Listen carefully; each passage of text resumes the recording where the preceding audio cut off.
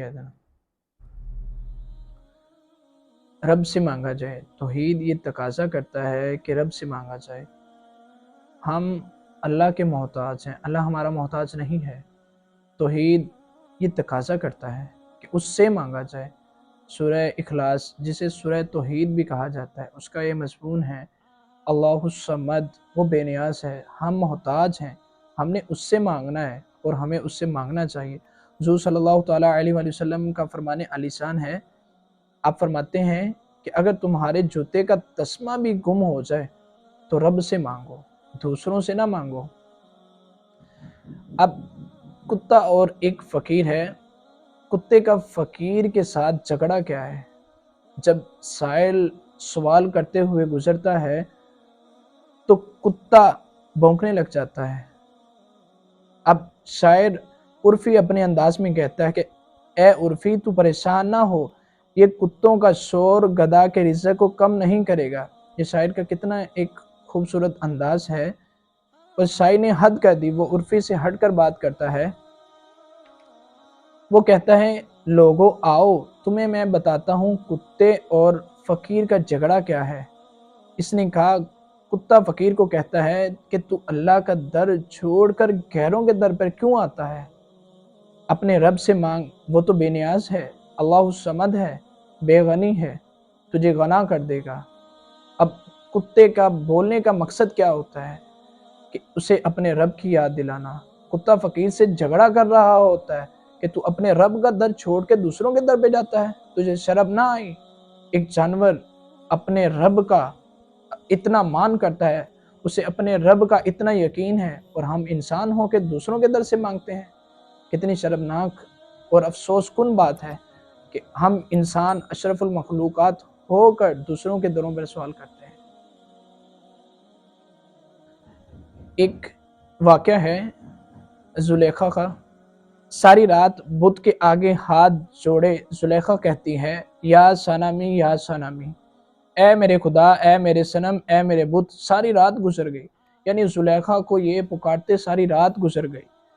دن گزرتے گئے، بالوں میں چاندی اتر آئی، حسن زائل ہو گیا، بڑھاپے کے آثار ظاہر ہو گئے، چہرے پہ جریاں پڑ گئی۔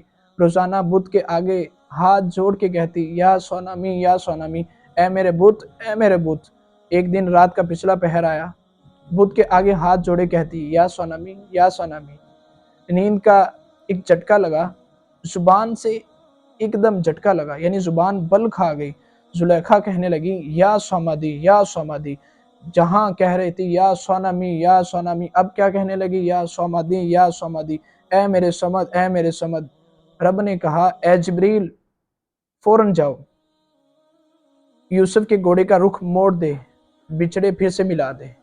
جبریل نے عرض کی یا اللہ، یہ تجھے تو نہیں پکار رہی، یہ تو اپنے بت کو پکار رہی ہے، زبان بل کھا گئی ہے تو یا صمدی کہنے لگی ہے۔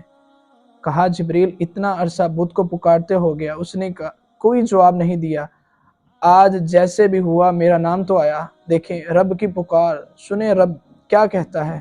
اگر میں نے بھی نہ جواب دیا تو میرا اور بت میں کیا فرق رہے گا؟ جا مڑ جا، حضرت یوسف علیہ السلام کے گھوڑے کا رخ موڑ دے، اسے ملا دے یوسف سے، اس نے آج مجھے پکارا ہے نا۔